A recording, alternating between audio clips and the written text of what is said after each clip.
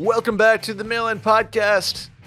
Use my afternoon radio voice. This is Brett Merriman and Sally deFries in the afternoon. Drive Time Radio. Happy birthday to Fritz deFries. 420, Sally. How are you? I'm like shocked by what just happened. Okay. It's pretty good, right? I'm great. Fritz is having a great 420. Yeah. Shouts to my friend who just had a baby today as well. Another 420 baby. Birthday buddies. We love to see it. Love to see it. Has Fritz, did you smoke weed with your son today? No. Okay. Just wondering. We did not do that. At third birthday party, Uncle Brett and Uncle Randy will take him out on the town. I don't think he's going to do that either. Okay.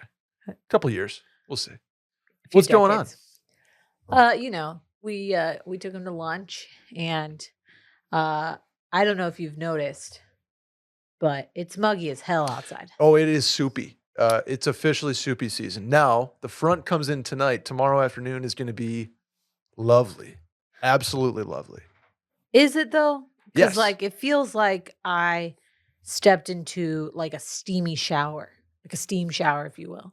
Oh, just outside. You do have one of those. I have one, so I know what it feels like. And I wasn't expecting it. I don't feel like it was that bad this morning. No, it wasn't. And then I walked outside, and it says the humidity is only 68%. So here's the thing, though.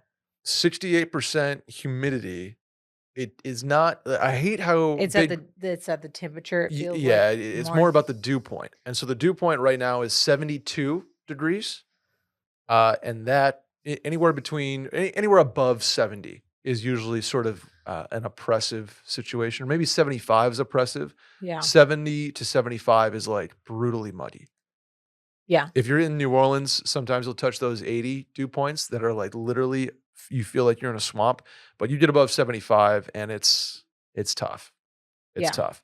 Or excuse me, you get above 70 even, and you don't want to go outside. It is officially soupy, but tomorrow, Sally, this is live on air, big weather, according to my app.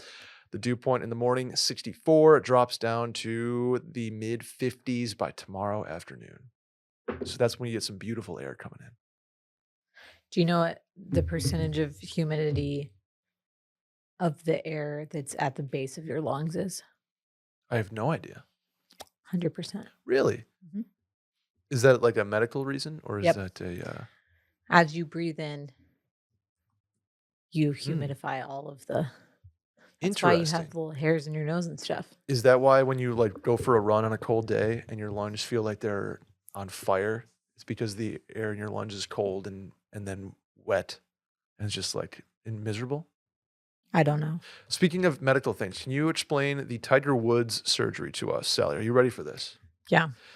Earlier today, Tiger underwent a subtalar, SUBTALAR, fusion procedure to address his post-traumatic arthritis from his previous talus fracture. So I think it's a subtalar. Subtalar, yeah.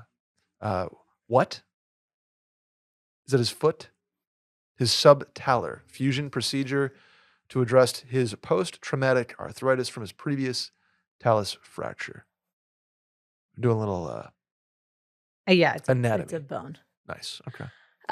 Doesn't sound good. Yeah, he's had a lot of spinal surgeries, which is way worse. Mm-hmm, mm-hmm. We'll take the foot. Yeah, foot. Well, a foot's not great either because you can't walk. No. Can't not ideal. Put pressure on it. You got to keep that shit elevated. Rest, ice, compression, elevation. The old Rice method. Didn't somebody like debunk that? Aren't you like not supposed to do all of those? I don't know. I think it depends on where it is and stuff. I'm not an orthopedic surgeon, so. Okay. What's Zalatoris having? He had tum-tum issues, that's for sure. I thought he was getting back surgery. He is. Zalatoris. This is great radio. This is really good. Good podcast. Discectomy. Yes, I didn't know where I was going with that C. I didn't know if it was going to be discectomy. Yeah. That doesn't sound great. Little herniated disc action. They just like take out your disc, basically. Yeah, you know what? I used to think that you just pop those sucker back in. No, it is just, hey, this thing's herniated. Take it out. I'm going to tell you something. Oh, no. Unless you like absolutely have to have spine surgery. Don't. don't get talked into spine surgery. I don't want. Yeah, the spine. Don't do it. Spine and neck surgery freak me out to begin with. Even like a chiropractor, that's scary. I mean, because they can just one snap in their lawsuit. Yeah. I don't have any dependents. Let's give my life insurance policy to Randy. Let's move on. Yeah, we should do that. We're the Mail-In Podcast. We answer your questions. Maybe get a laugh and walk away with something useful, like spinal surgery advice. How can you help us out? Tell a friend about the pod. Send some clips. Follow on Spotify. Subscribe on iTunes. Hit the hotline number 888-362-MAIL. That is 888-362-6245. Or you can write in at the link in the Twitter bio at Mail-In Podcast. Hit up the store, washmedia.shop, and hit up the YouTube to see our lovely faces, youtube.com, mail-in or /mail-in podcast in lovely 4K. See how frizzy my hair looks today. I was gonna make a comment. I did my hair today for it. Well, I did, but I'm just saying because of how humid it is, it looks like I didn't do shit. The humidity is tough. It's tough. I'm not a humid guy. You want to go first, Sally? Yeah. Hey guys, my fiance and I have a tasting coming up this week. Do you tip at a wedding tasting? Thanks. Love the question. I don't know. I don't either. I would just. I'm going to say no. You obviously pay for the wedding tasting, right? Right. Like a meal. Yep. And you have, in my experience of wedding tasting, which is 0, do you go through like a bite of each course? A bite of cake? Is the cake tasting the same as the wedding food tasting? Are you also doing a signature cocktail at this point? Here's the deal. I don't know because we never did one. And okay. I assume that when you do a tasting, they bring out like little like tapas sized portions for you to taste all the different. It's just so like, how do you do a steak and be like, here, have a little nibble? For me, I'm going to err on the side of don't tip because it's your caterer who you've already hired. Okay. Right? I'm thinking of like if you're at a venue and you're in the venue's dining room, for example, and they're like, oh, we're going to bring this out and that out and this out. And at the end of the day, there's going to be just a literal tab.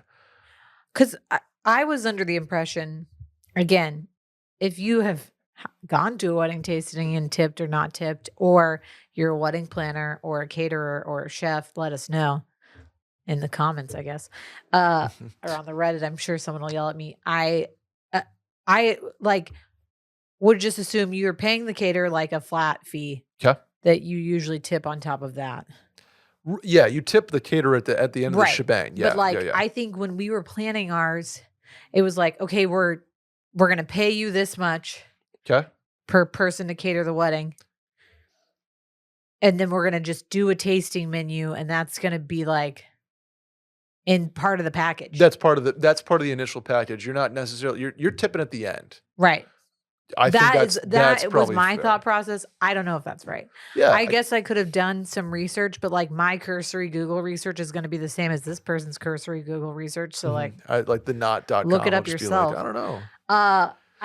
I don't know. I would say maybe if you're doing a tasting at maybe it's a restaurant venue, like I call it a non-traditional wedding venue. Maybe you're getting married at a vineyard or something, something like that, and you're going there for a tasting day of that they're going to provide all the food later. But yeah, if you have a couple glasses of wine and some cake and some appetizers, I'd probably leave a tip. If it's just like, hey, here's my bill for today, and it's $400 or whatever. I think that's probably fair to tip on, but I would guess it's situational based on the type of catering or food vendor you have. I had this conversation I just realized that my tag is still on my dress. It's definitely still on your. That's cool. I'm just going to tuck that in really fast. Okay. I had this conversation with some friends recently.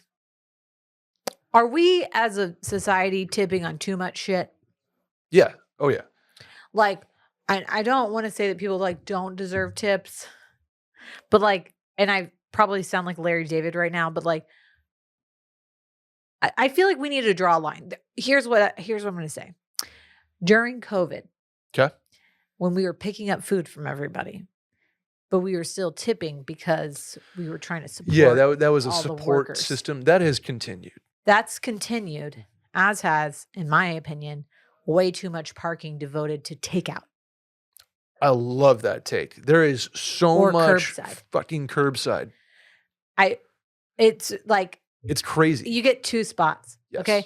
This is an issue at Matt's El Rancho, which is why we could not park there the other day. They have like 20 spots devoted. I'm like, no one's taking out from you anymore. I know. So does Lupe. It's So does 2023. Carve. It's insane. Randy, how good was our parking spot last week? Oh, we got parking. We were VIP. But that was the worst I've ever seen Matt's. Yes. Yeah. Matt's is insane now. I mean, were y'all there on Friday? Yeah. I have never seen it like that in my life. Crazy. But part of it is because all of those I'm like, no one There's is 20 spots taking out Mhm. on a Friday at 5 p.m. No one's doing it. But anyway, I think we got in that, like, we have to do this. Here's another thing. Someone asked me the other day, like, should I tip on Botox? No. You don't tip on medical care. See, now No, but that's I the tipped my thing. doctor growing up. Really? Dr. Kella. Yeah. Okay, well, you're not supposed to. Like, literally, they tell you, like, anytime you're, like, doing medical, like, like, in the medical field, they're like, you should not accept tips. Like, we can accept food gifts. We will always accept food. We love food. But, like, we can't accept, like, any tips. It's medical care. Like, that. So, if you're getting your Botox done or your lip filler or anything like that. I was going to say, where do you draw the line? And it's kind of like there's some, like you need a cosmetology degree plus a nursing degree, right? You need a nursing degree or you need a medical, scientific medical degree. So you either need to be, I think that there are some laws around that depending on where you're practicing. But for the most part, someone who is a doctor or nurse or a PA should be doing your medical treatments. Okay. Even if that is cosmetic. I know that there are some things around that. Like, I think in Texas, you can have a certain type of esthetician degree and then practice under a doctor. Okay. But in my opinion, that is medical care. And even if you're doing it at a med spa versus like a dermatologist office, you wouldn't tip your dermatologist, except for like apparently in freaking Saratoga. And you shouldn't be tipping on Botox or lip filler or interesting, whatever other thing they're doing to you. And they're expensive as is. So I mean, hair, nails, waxing, spray tans, those are all cosmetic. That's all cosmetic. Tip on I believe. Yes, you tip on that. Do I tip? I've gotten a couple spray tans. I don't know if I've tipped on them. They ask you if you want to tip. Oh shoot. They hate me. I don't think I am. Do you tip on counter service places? Sally, every time I stick my freaking card in somewhere, I feel like I'm supposed to. I just got $1,200 of fucking auto repair done, and I was half expecting there to be like a 20% little tab on the little reader. No, because for me, I'm like, if someone's fixing my car, like labor is your tip. It's disgusting what my bill is. It's like $200 worth of parts and $1,000 worth of labor. Yeah, it is crazy. Which, like, hey. Power to them. I needed some stuff done, and they got it done, and it runs great. But that's out of control. Now I want to tip everywhere. Car wash. I'm like, do I tip? I don't know. I'm a tipping guy. Car wash. Someone's drying and like vacuuming your car. I don't carry cash, so now I feel weird. Like the valet guys all take cards now, but then like, do I tip on that? I'm going to pick up my own car. Do I? Here's the thing. Oh my This is what happened the other day. Yeah. And then we'll stop this question. We'll just move on to the next one. We were at Uchiko. Yeah. We valeted our car. Yes. It's complimentary valet, but we're going to obviously tip. You tip on top of, right. I don't have cash, but he has the little like Venmo, Cash App, like QR code. Okay. So I scan the Venmo, I tip, I put like the date and the place. And he, as I'm getting my keys, goes, how much did you tip? I need to know. For the Venmo. And I'm like, why? Why would you? It's your personal Venmo. Why would you need to know? It's clear that like I put like Uchiko valet. So I'm like, now it's awkward because he like knows how much. I mean, I said $5, which is what I gave him. That's but I'm like, what is he going to do if I'm like, oh, I gave you $5,000? Like, I don't know. You know what I'm saying? It's Yeah, just, I I'm like, do. why do you have to know? It's weird. Yeah. No. You're going to see it anyway. You got 1 million Venmo tips that night, and all of them probably say Uchiko Valet with like the day. You're not just going to put like a or tomato like a emoji. car emoji. But like you can't figure that out for your own Venmo. Yeah, I see. He's doing some sort of like tax situation thing, so he can separate. But he's just remembering that as he's grabbing my keys and then going for the next person's keys. It was weird. I don't know. It weirded me out. That is weird. I was like $5. Hope that's enough. Jesus Christ. Yeah, like, I think that's fine on a complimentary valet.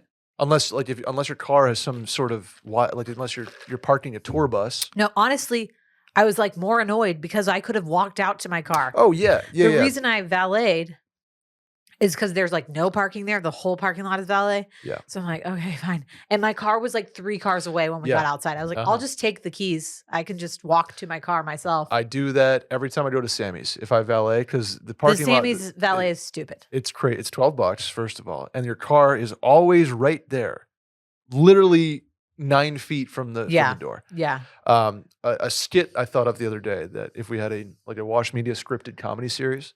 Like an SNL situation? Yeah, kind of, but like funnier. A skit would be to deliver a baby, and the doctor comes in and is like, "Oh, I'm so happy for you guys." It's like, here's like the barista. You put your card in, and it's like, do you want to throw 20% on that? Yeah. It's like, ooh, no. It's funnier if we did it. With the acting, sure. Yeah. Fast growing trees, Sally. Big fan of fast growing trees. Breathe some life into your own backyard with fastgrowingtrees.com this spring. From shade to fresh fruit to privacy and natural beauty, let fastgrowingtrees.com help you plant your dream garden with their expert advice and fast, reliable shipping. Fastgrowingtree.com's plant experts curate thousands of easy-to-grow plant, shrub, and tree varieties for your unique climate, from Meyer lemons to evergreens and everything in between. Randy, I want to throw it to you first here. You, buddy, you went off, as the kids say here. What did you get it from fastgrowingtrees.com? I got a palm. Okay. And I got a money tree, and I got a small house plant. I don't know the name of it, but it said it was limited time or special edition, so I had to get that. Obviously. You know what my favorite part about the website is? Because like we have had a plant that it's a tree, but we have killed it, not from fast growing. I literally searched by like ease of growth, or like hard to kill or whatever it was. I was like, yeah, I need house and I need low light, low maintenance. And I like clicked it all off and I was like, great, that's what I'm buying. Yep. They have a very, their filter system is fantastic. So you can go in you enter your address, your zip code. It tells you what growth zone you're in. So which stuff is gonna work best with your area, your geography. Yeah.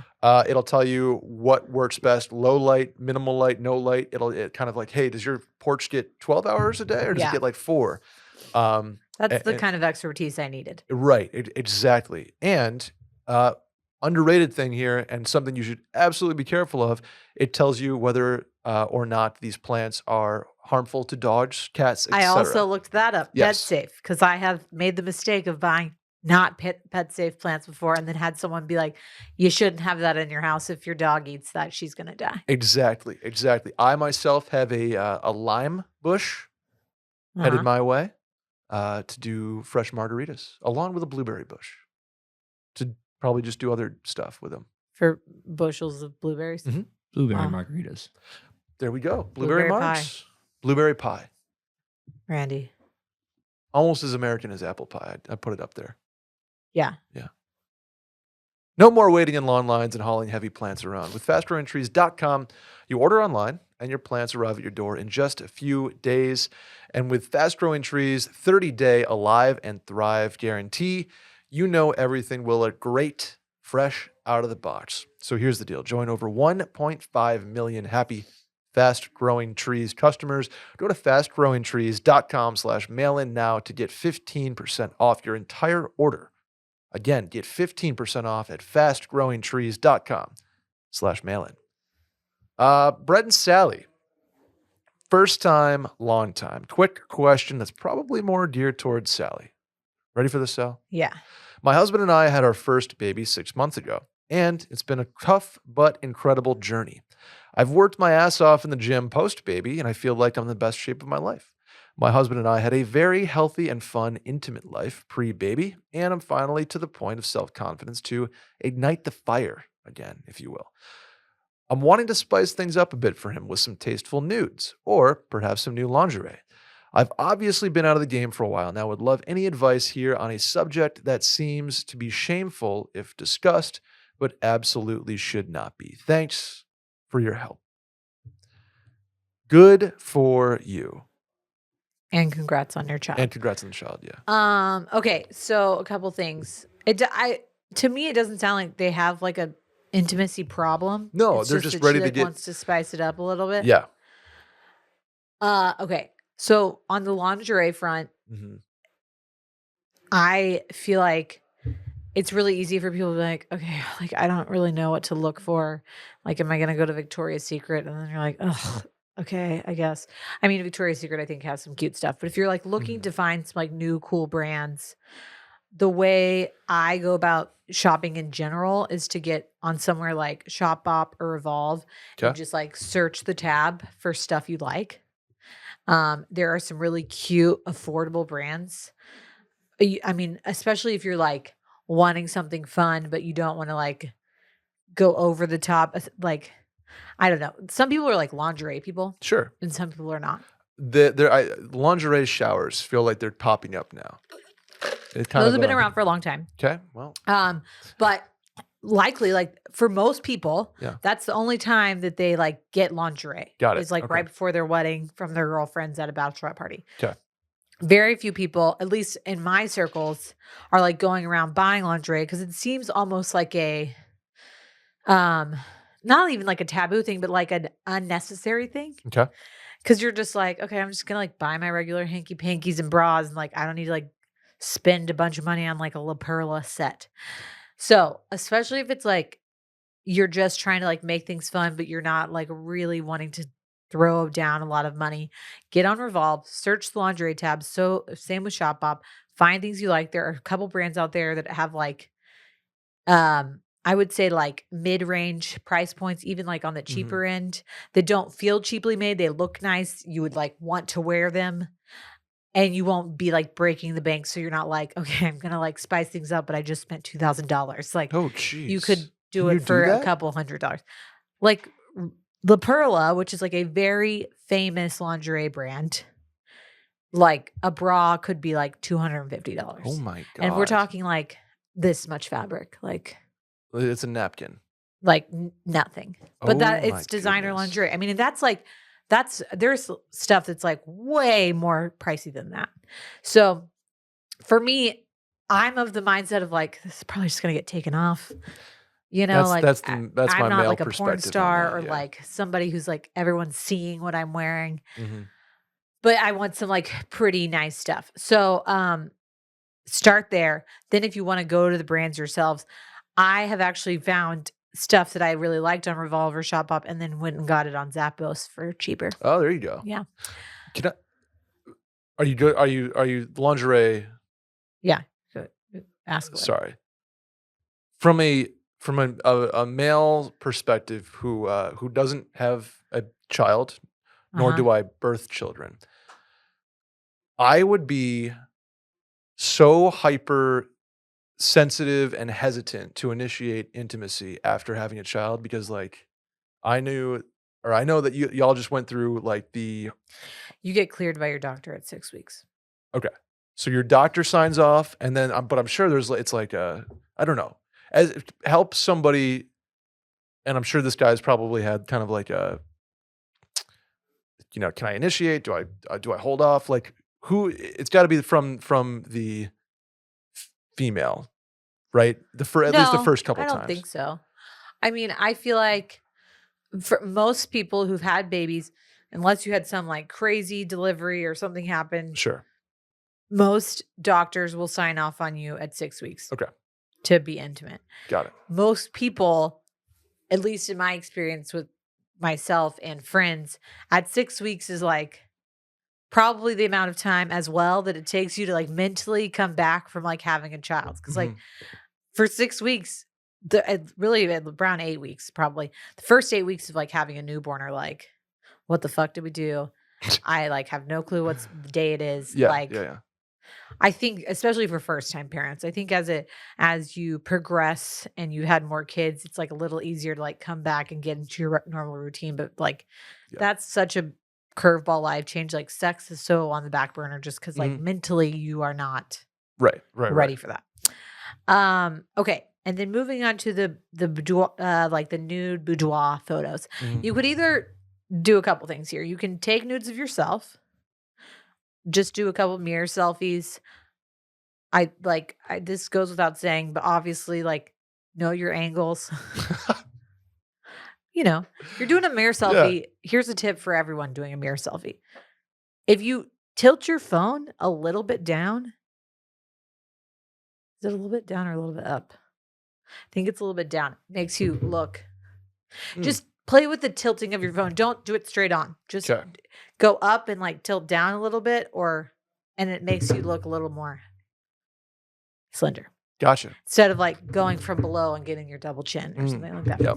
Yep. Or you could like do a boudoir shoot, in which case you'd have to find a photographer, or I have once done the photography for a friend's boudoir shoot. It was not great because I am not a professional photographer, and turns out I am not a good director. Interesting. Okay.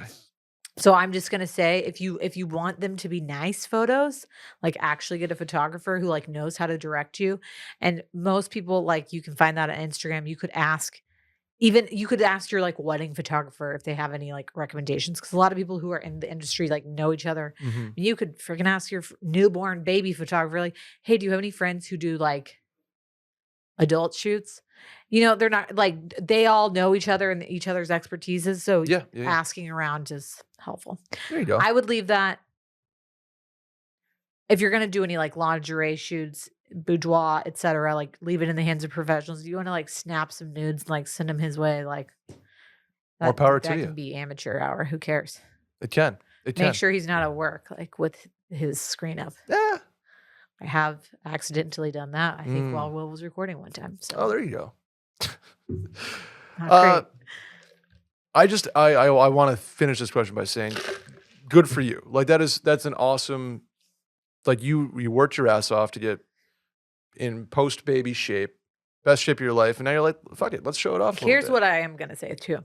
Mhm. Don't put too much thought into it. Oh yeah, Like sure. as a guy, Brett, Doesn't are take you up, if you're getting like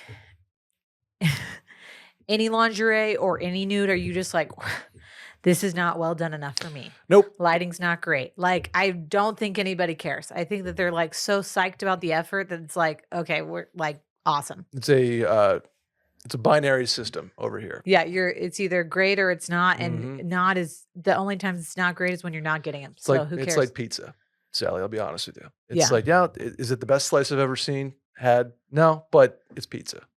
Yeah, Any effort at all is welcome. welcome and commended. And We'll probably be rewarded. you want the next one? Yeah. What's up, Team Malin? Question today has to do with first birthday parties. My best friend and his wife are throwing a first birthday party for their 1-year-old daughter next month, and I have zero clue what to get her. They're the first of my friends to have a kid, so I have nothing to compare to. And to make matters worse for me as a gift giver, their little girl seems to have every toy and pajama set in the world. Wondering if you have any suggestions for a great gift. All brilliant ideas would be appreciated. Much love to you all, and thank you. This is easy too. You DM Randy, who is handy as can be with arts and crafts, and you have him paint their daughter something. Commission Randy. Okay, personally, I wasn't even expecting people to give gifts at either birthday.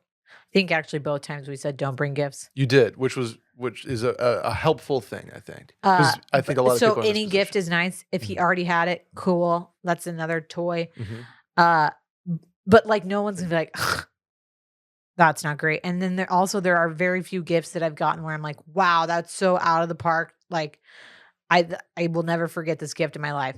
For a 1-year-old, easy things to do. Like You remember those stools we had growing up that like you might have had in your bathroom that had like your name and block Oh letters yeah, in it? yeah. Get her one of those. Easy. Yeah, like You can get it on Etsy. step stool kind of thing, right? Yeah, but it like has her name. So like Yeah. Harry's my brother's girlfriend got Fritz that for his first birthday. It was a little step stool.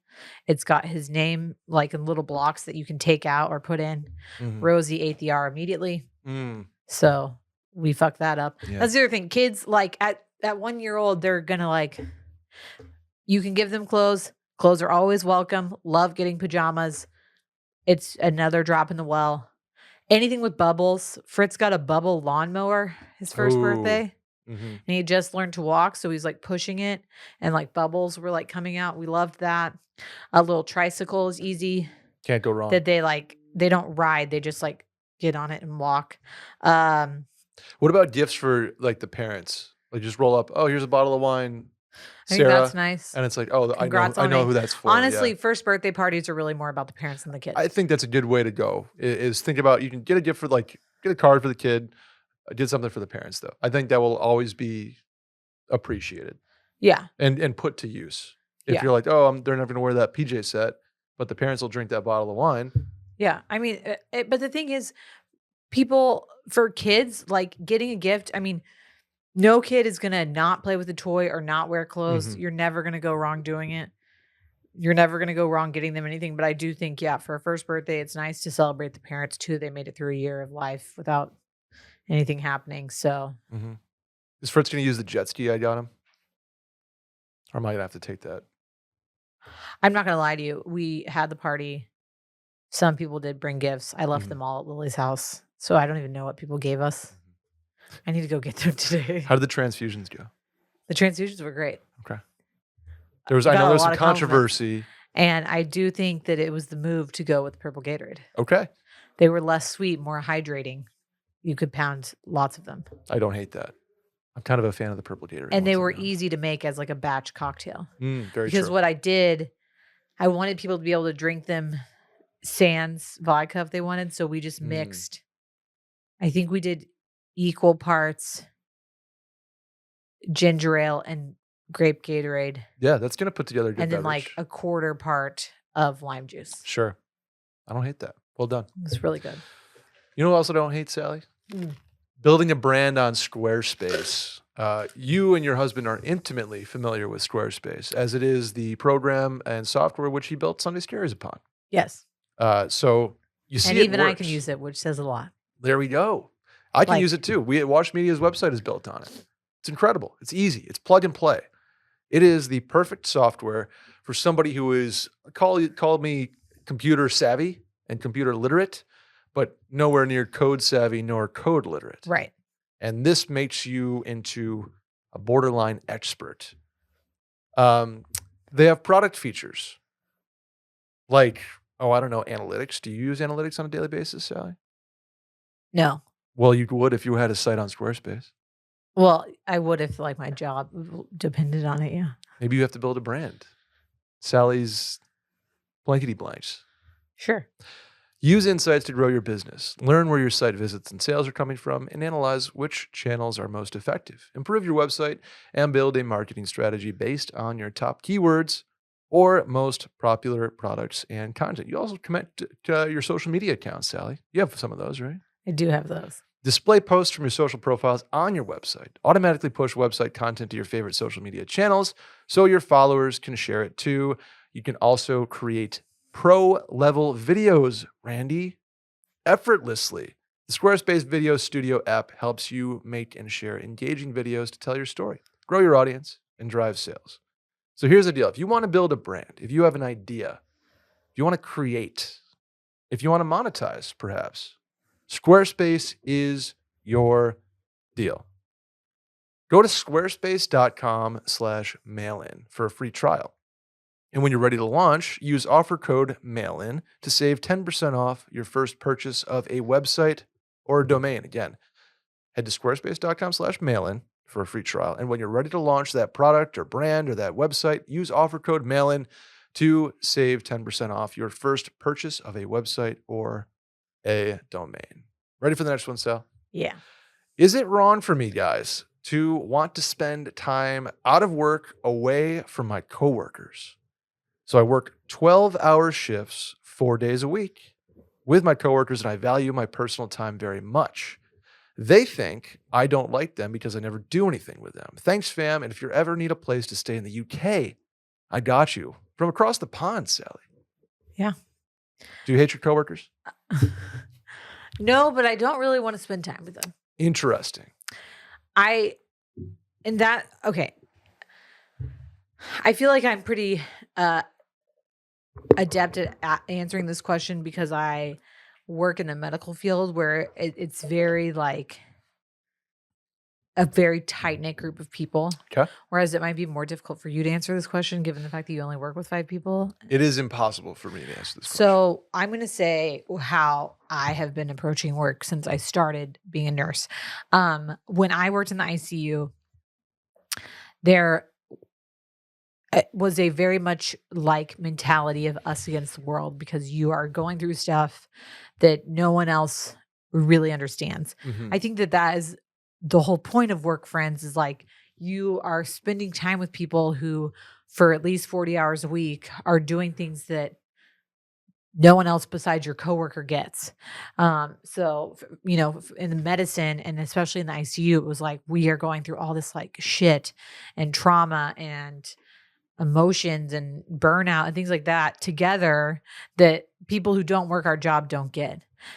In the same vein as like the 5 of you do shit that I have just no understanding of. I mean, like kind of obviously because I'm sitting here recording a podcast and I like am married to Will, but even in some of the day-to-day stuff, like it's hard for me to really understand. Sure. Which is why it's nice to have friends who are coworkers. But on the flip side, I also really think that it's important to have a balance outside of that and to have friends outside of your work, even if it's like maybe you have a friend group and like one of the people that's in the friend group is a coworker, but it becomes a little toxic if the only people you're hanging out with, you also work with, so that when y'all go out, the only thing you talk about is work and bitching about work or gossiping about work or this and that. And that for me, when I worked in the ICU in Houston, I would go out with work friends, but I tried to limit the amount of time that I did it to, I would say like 25% of my social time. Okay. Because I found that when we would go out, especially like it would be very noticeable when we would bring significant others or something. They're like, this is it. That's all you can talk about today is like what you did and this and that. Like, I know Will for sure gets burnt out on that because when I go out with my parents who are in the medical field, we talk about stuff. And then Will's like, okay, seriously. And it is important and nice to have people who understand what you're going through. Sure. But it's also very easy to burn out because you spend so much time already doing your job. And then if you are using all of your social time to hang out with people from work, then you don't ever get an escape. So for me, I felt very good about the fact that I maintained, and it was a little easier for me when I moved to Houston. A lot of my college friends were still there. So I was also actively hanging out with them. It wasn't like I moved to a city and the only friends I had were work friends. Because I think that that's a really common trap that people get stuck in. 100%. I was going to mention that after this. But I think I kind of got flack from my coworkers for being like, oh, you never come out with us, blah, blah, blah. And at the time I was just like, I can't but also it was more to protect my own mental health because I knew that if I got stuck in that thinking of like, okay, we're going to go out for drinks after work. And like, all we're going to do is bitch about work. Then I would burn out really quickly. And the times that I really hated my job, I was closest to my coworkers because we were like in the thick of it. Like anybody who works in the medical field knows like the winter sucks, like flu is happening. All of these things are happening. So you're really busy. And that's when we would like all hunker down and hang out together and like us against the world. But you also like hated your fucking job because you were just constantly complaining about it. Yeah. So if your coworkers are giving you shit, you don't owe them anything, but also know that like if you you don't have to explain to them that like I'm protecting myself, my personal time. Love to see you during the work week, but like, and I'm like that now. I have like one friend at work. I mean, I have friends at work, but like one close friend at work that I spend time with outside of work. And the good thing about it is I Mhm. like when we hang out outside of work, we're also with other people who don't do what we do. And it's Yeah. very easy to just step into the like, we're friends, not work friends, you know? Yep, absolutely. And I was gonna say, my advice for this guy here would be, I do think you make an effort at some point during the month or during the week to, hey, let's go grab a beer or whatever that social interaction outside work with a coworker is. Maybe it's a lunch even, Yeah. but just to get something work adjacent on the discussion plate. Yeah. I think that goes a long way in team building and mentorship and building a rapport with these people. It doesn't just have to be over Teams or Slack or Zoom or in the office. Yeah. And I do think that is valuable because some of the best, for example, this is a tough question for me to answer because I've worked for the Broncos, Barstool, and here. My work environments are basically glorified frat houses times three. Yeah. Um, I have very little corporate structure that I've ever worked in or dealt with. I have very little people outside of people very much like me from a sports and guy standpoint. So it's everywhere I've worked, I've developed extremely close friends because Yeah. that's just kind of how the cookies crumbled for me. But I went to a place a couple months ago at Oracle where it's like the campus and there's a million different people walking around, a million different shapes and sizes and colors. And like, it is this place that I was like, man, I would love to do that someday, to have Yeah. a campus full of people because I've been probably jaded into thinking that I would be friends with all of them because that's how my experience has been. Yeah. So I don't really know how to deal with something like that where people in my life are just coworkers and that's it because they become friends. And I do like I would enjoy going out with my coworkers. At Barstool, a lot of the times we would do a happy hour and that's where like ideation would happen. And we would action those days and weeks after, and it would lead to sales or it would lead to revenue generation or it would lead to followers or a content idea. And so I look at this like social time outside of work for me often leads to progress at work with my coworkers. And that's why I'm scared to be like, yeah, just never see them. But I also think that it's really important if you want that boundary to set that boundary because Mhm. I think it's a bad precedence to set that you are going to be available all the time and that the Mhm. only way that you are able to do well at a company or move up within a company or et cetera is if you're also socializing outside of the time that you're supposed to be working. And Sure. that to me is like saying that you're not able to have a work life balance if you want it. I think I'm not saying that you don't have a work life balance. I'm saying that I think your work life balance is a lot more blurred into like one spectrum Right. Because it's just because of just the nature of your job. But yes. I think some people really value like being able to go home and totally decompress and not Mhm. think about whatever it is they're doing. 100%. And I think that those people both exist. Like you would honestly, Brett, if you worked in the medical field, you would be one of the ICU hardos who like all of your best friends were in the ICU. And that's Mhm. okay. It's important for to both of us to exist in the Mhm. world. And I think first of all, self-acceptance is going to help with that. Like not that this guy doesn't, I mean, he clearly like understands that personal time is worth it, but Mhm. the only person who has a problem with it in the long run is you. Like as long as you're not if you're content, who cares? Yeah. 100%. And I think we talk about our fields. I think it varies by field. Yeah. A billion percent. If you're in recruiting, it's like you're a socializer for your Right. job, basically. Or in real estate, like you need to be out and about and sourcing these things. Right. If you're in the medical field, it's different. If you're in a sort of a solitary job, it's different. If you're just totally remote and work from home, Yeah. maybe you want a little more social interaction with your coworkers outside of your living room and Microsoft Teams. Like, Yeah. I think it all depends on what you're doing, but ultimately, socializing with your coworkers, depending on your field, can be positive. But like you said, there's a boundary that's important to set And at it's certain okay. point. It's okay to be both people. It's Yeah. okay for your only friends to be from work. It's okay if you aren't friends with anybody at work. hmm I do like it too because I think a lot of work friends have turned into their friends are my friends now. Right. So that's always, especially with like in a new city, that Yeah. helps. Let's do the next one. So Hi, Mail-In Crew. Longtime fan, first-time writer. My boyfriend, 24, and I, 23, have been dating for 2.5 years. It's been a crazy few years of our lives since we met. Lots of change, but things are mostly good. We're happy, and most importantly, I really, really love him. Recently, however, whenever we talk about the future, growing up, or in the direction of our relationship, he kind of freaks out, keeps emphasizing that he loves his 20s and isn't ready to talk about that stuff.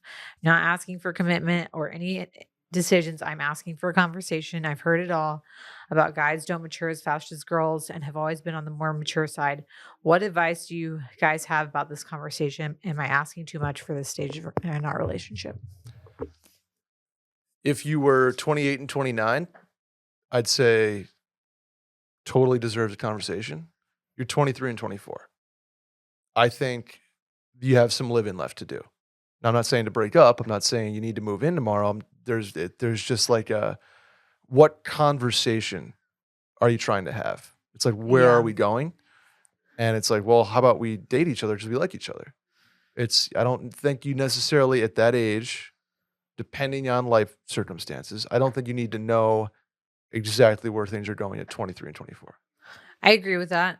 I think as someone who is very much like type A and likes to be in control and Mhm.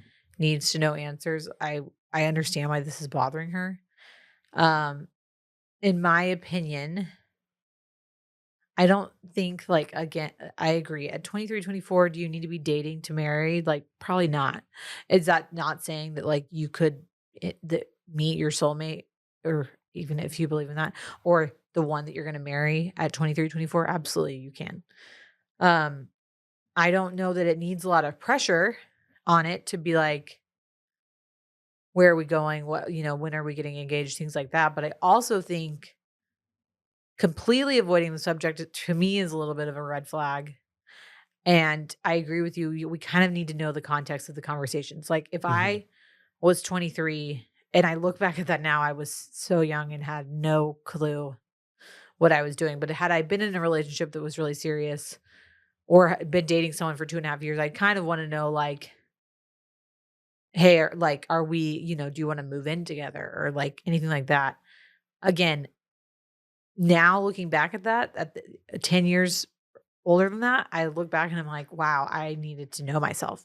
And so I think for this girl, it's really important for two things. One, like, what are the conversations you're trying to have? Are y'all like, for me, it's like, are we going to, conversations that absolutely cannot be avoided are like, if one of you, like, say she's 23, was like graduating college and thinking about moving somewhere I else, was just gonna say, that's a conversation like, hey, like, are we going to live in the same city?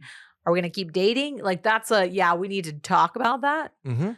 Um, Talking about marriage, I think,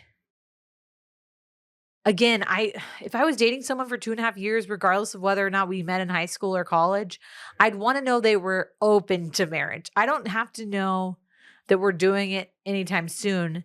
And maybe that is freaking this guy out, like that she's trying to bring that up. But I also think that a mature person who really like loves her would at least like consider that. I don't know. It's hard. Yeah.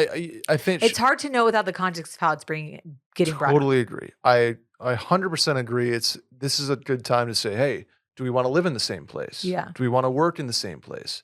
I think it's early to be like, do we want to live in the same apartment? Do we Yeah. want to get engaged in the next year? Do we want to be married by 25? I think that's too not necessarily too early in the context of a relationship. 2.5 years is fine for that, with no matter how old you are.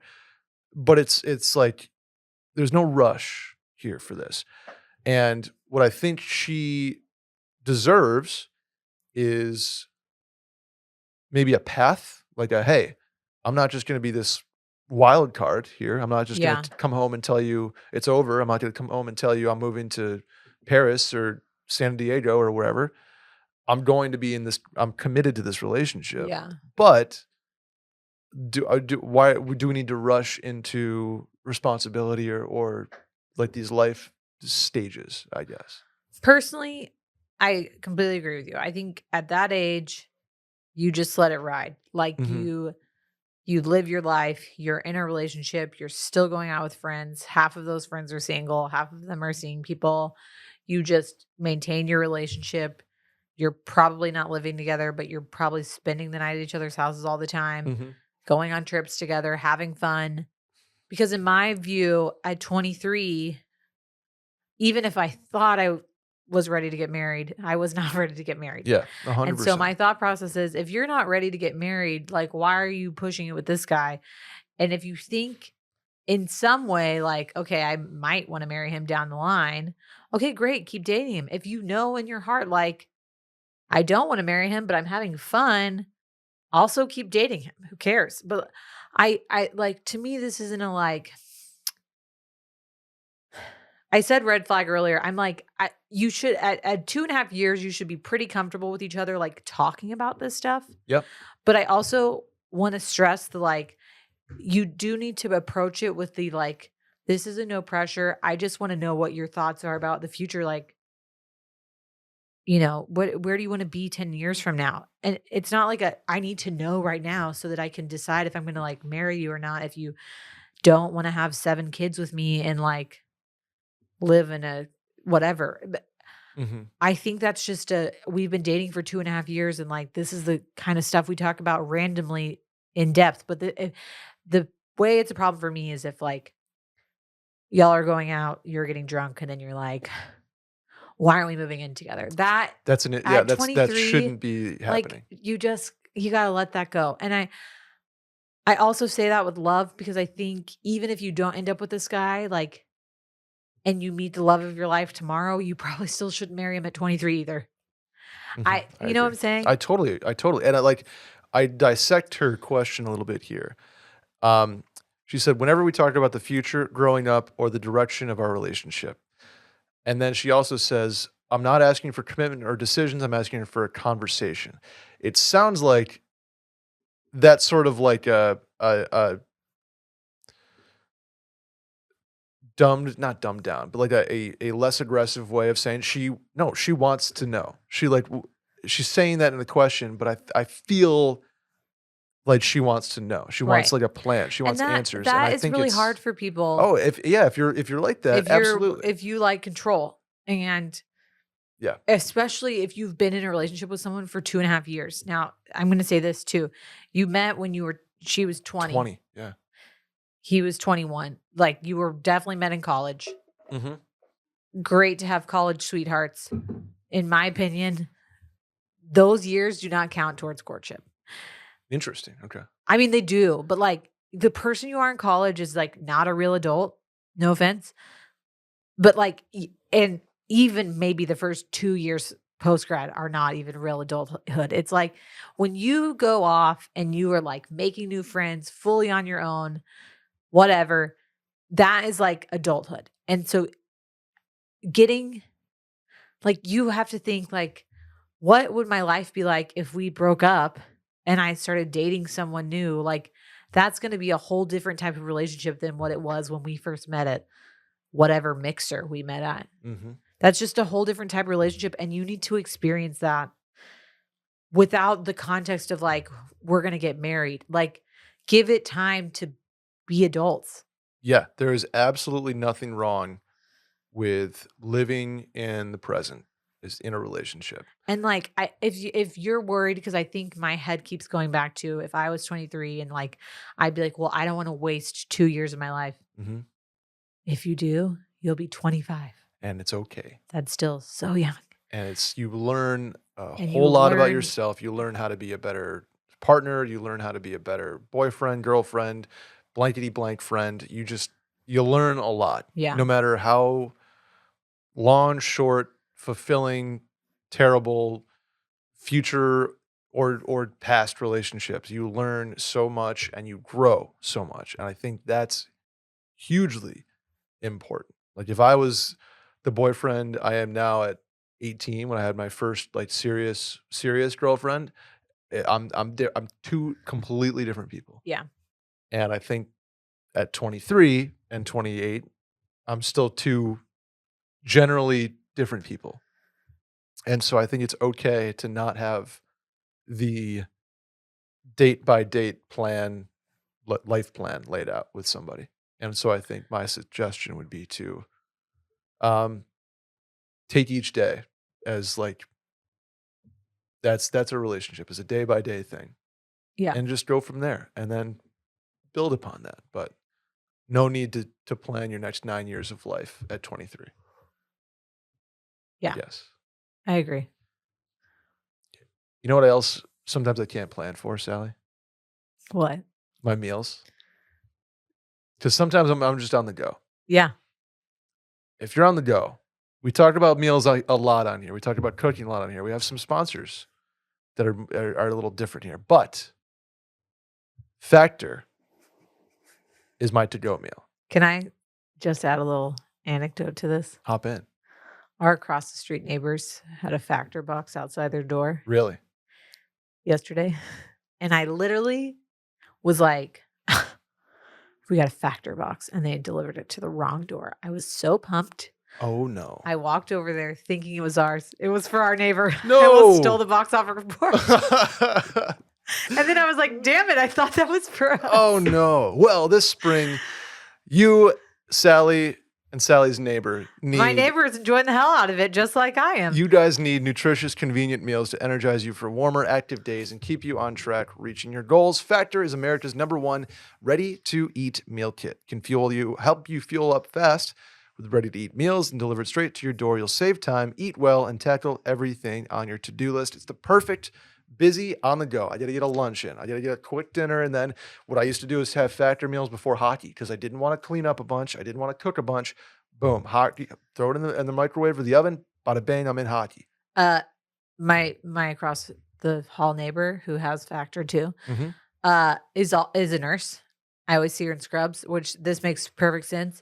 If you're a healthcare worker and you don't want to eat the gross hospital food that makes you feel like shit, this is the perfect thing to bring, stick in the fridge, and then you heat it up. You know you're getting a healthy meal, and you're not going to like feel disgusting for the rest of the day. Exactly. And you don't have to.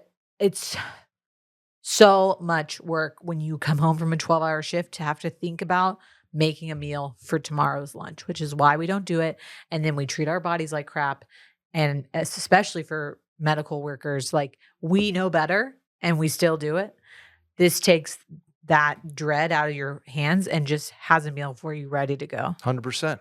34 chef-prepared, dietitian-approved weekly options, and there's always something new to try. Plus, you can round out your meal and replenish your snack supply with an assortment of 45-plus add-ons, including breakfast items like egg bites and more, and not to mention their smoothie stuff. Are you kidding me, Sally?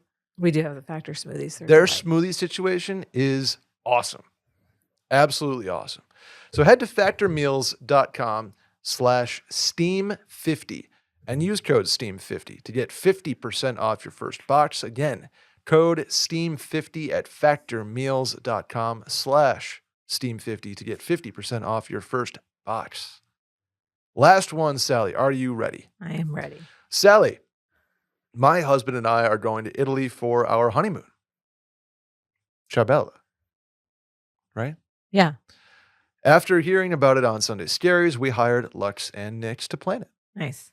But I'd love any general travel tips for the long flight, things to bring or not bring, etc. Okay. Yeah, go back and listen to that episode on Sunday Scaries because we talked about a lot of the stuff that we did in Italy, although if you're not going to the Amalfi Coast or to Tuscany, it might not fully apply. But when I read this question before, here are the tips that I have that I think made our life easier and the things that I would avoid. So Will and I talked about this at length. I know he's talked about this before. We carried on for Did a 10 full plus 10-day days carry in on. Europe. I, having done that now, would absolutely suggest doing that to anybody who can. Like this was also like he had to pack a tux, I had to pack a wedding dress, like not a wedding dress, but a dress for the wedding, 2 formal dresses actually. And we still did it. One of us, I mean, we both carried carry-ons, and then I carried a garment bag as my like personal item, and he carried a backpack. If I didn't have to like bring the tux and stuff, that would have been even easier. But first of all, it's your honeymoon. Like, you think you need to have all these cute outfits, and you absolutely can, but like I had like a different outfit for every day. That was unnecessary. Mhm. Like, pick like 2 or 3 cute outfits that you really want to like showcase on the gram when you're taking pictures, and then pack easy shit that's gonna like wear well and wear again. Okay. So like easy t-shirt dresses, t-shirts, jean shorts, or pants that you can wear multiple times or wash if you can find a place to wash clothes.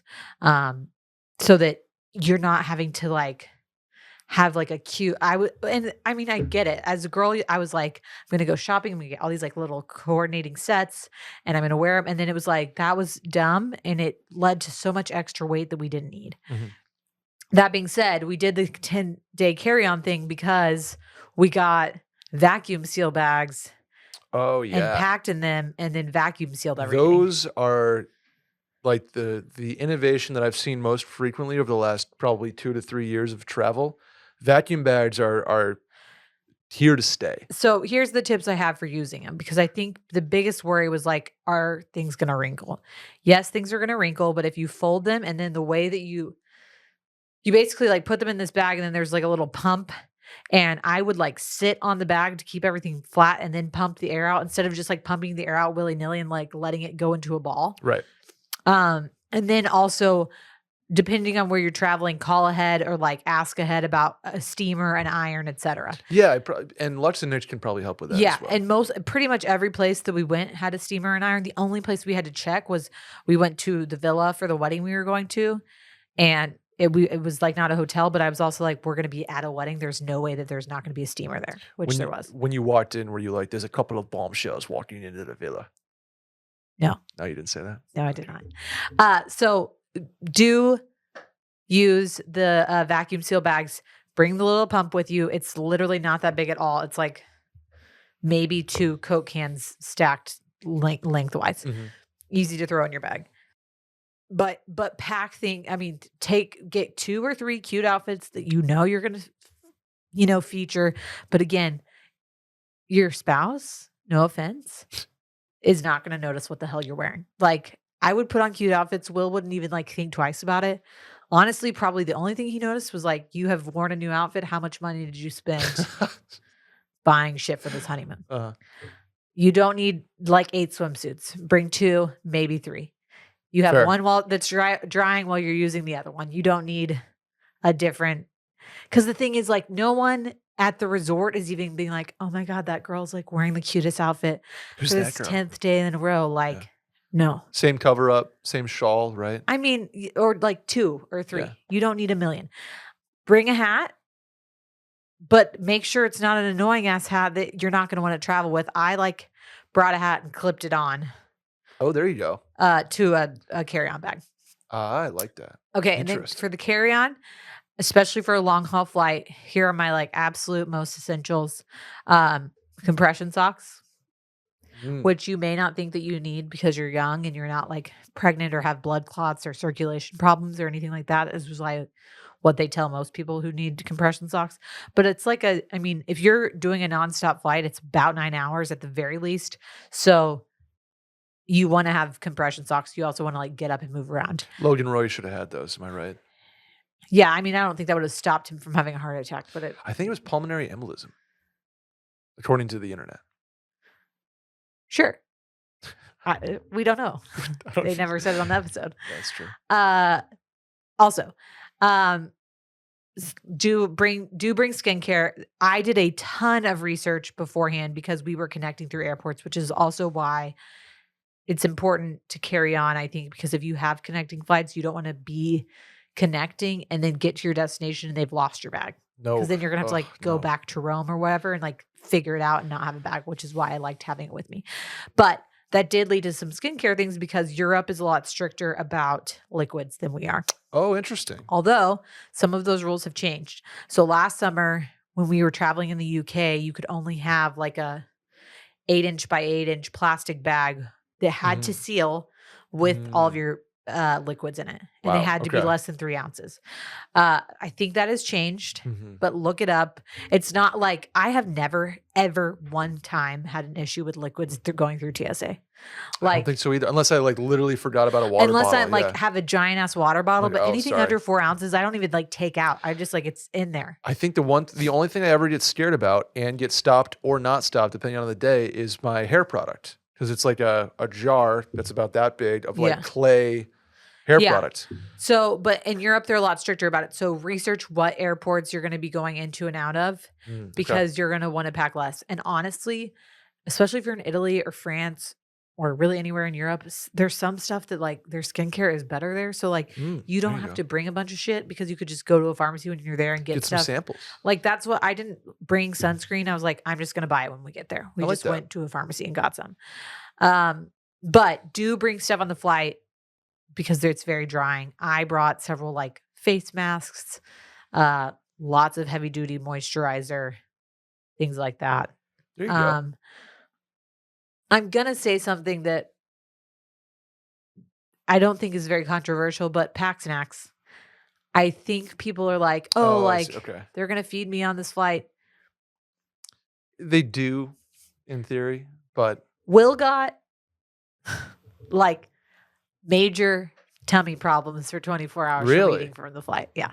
oh no, poor Will. Yeah. Will Pesco, they did that to him? Well, he did eat like the fucking short rib or something. Gotta So be careful like, with a short rib on a yeah, you don't want to do that. transatlantic Like flight. always get the vegetarian Yeah, option. But yeah, yeah. also most of the time, like all of that is like highly processed things like that. And I'm not saying don't eat it. I'm just saying like pack snacks that you would want to eat in case like whatever they serve you looks a little suspect. I go the airport food route.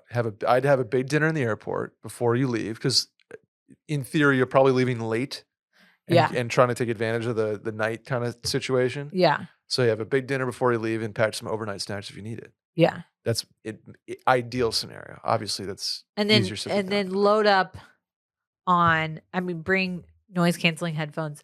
And then if you have a Kindle or an iPad or whatever you're bringing, like preload a bunch of shit because you don't know if the Wi-Fi is always going to work or not. Like I think on our way there, our Wi-Fi wasn't working the whole time. Oh, that's got to be fucking miserable. Which like was fine because we were like also sleeping and we had like the in-flight entertainment, but Will's TV was broken. Oh, jeez. He couldn't like get it to stay up. But it was fine because he had like already downloaded like 18 different shows on his There you go. iPad. Do you have an airport snack order, or like a road trip snack order? I always get the same thing. Do you have an airport snack order that you always get? No. At Austin Airport we always go to Taco Deli. Oh, so you go meal. In the morning we'll go get an auto from Taco Deli. Okay, I don't hate If that. the line isn't like insanely long. I eat Cheez-Its basically only one spot, and that's in an airport. Uh-huh. I eat crispy M&Ms in one spot, and that's an airport. And I drink ginger ale on one spot, and that's a flight. I do drink ginger ale on flights. Can't explain it. The other thing I was going to say is for any travel, especially if you don't know what the pharmacy situation is going to be, bring any meds that you like may think you would ever need. So I'm not talking about like you don't need to bring like fucking blood pressure medicine that if you don't have high blood pressure, but like if you can get your hands on it or get someone to prescribe it to you, get some anti-nausea like Zofran. Dramamine?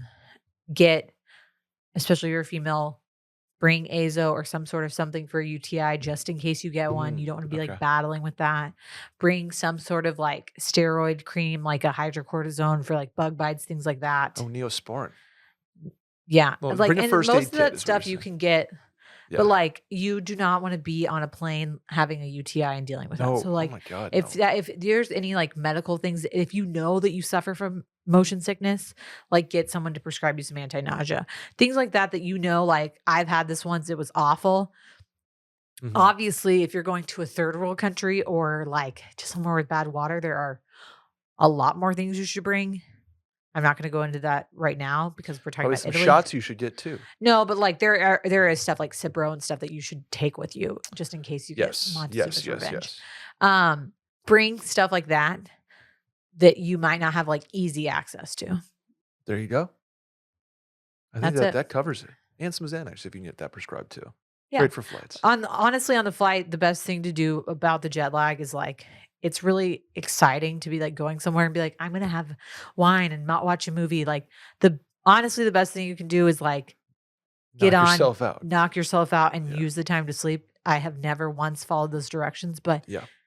that's a great time to use melatonin or any other prescription drugs that will make you sleep that you can if you have a prescription for Ambien or Xanax. Do not Mix. take Ambien for the first time on a flight. Oh, Do not do it. don't pull a John Mayer. Red wine and Ambien. If you don't let the first time you ever take a prescription sleeping pill or like Xanax or something like that be on a flight, because it will affect you immensely different than it would if you were at regular altitude. Interesting. So I have had multiple friends who have taken Ambien for the first time on a transatlantic flight and like full on hallucinated. That's wild. So if you are going to take Ambien, make sure that you have taken Ambien before. Good call. I had one time. And probably you don't need the dose to be as high. I had a 13-hour flight one time, and I did like half a Xanax right before, and I was out like a light. Yeah, Benadryl, ZQL, melatonin all work.